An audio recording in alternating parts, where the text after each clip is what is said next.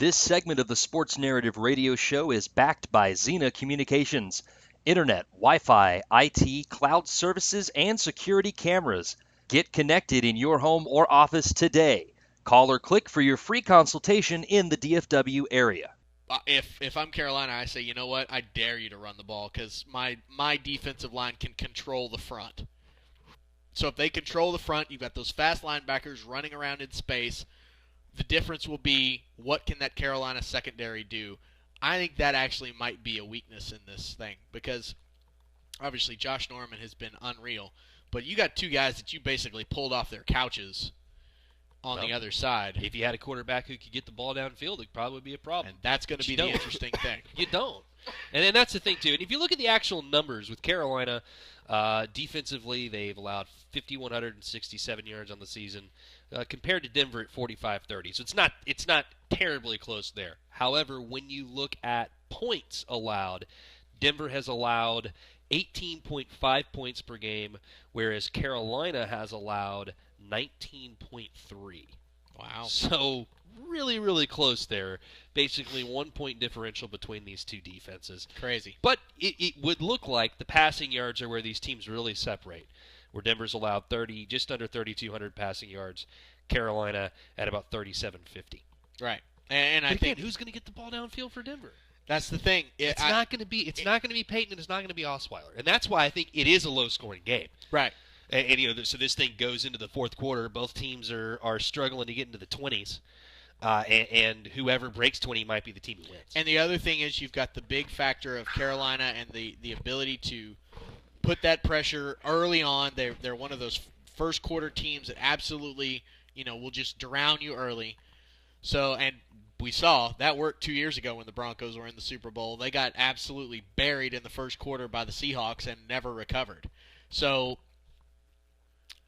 I think at the start of last week, I was saying I don't see any way that Carolina can lose this game. As the week's gone on, I've listened to some of the teams talk about the strategy. I've listened, some things from Wade Phillips and some of the other, actual sports things that happen, not what happens on media night and whatever, where, girls in bikinis and people pull questions out of hats, right? When actual things happen, I think as the week has gone on, I like how Denver is approaching the game. And the biggest thing for me, it comes down to who plays better. Can Peyton Manning play the game of his life in his last football game, or can Cam Newton, go out there and basically, you're daring Cam Newton to beat you, throwing the football. Can he do it? All right. Things that were very interesting. Let's put some predictions down on the board then, gentlemen. Do it.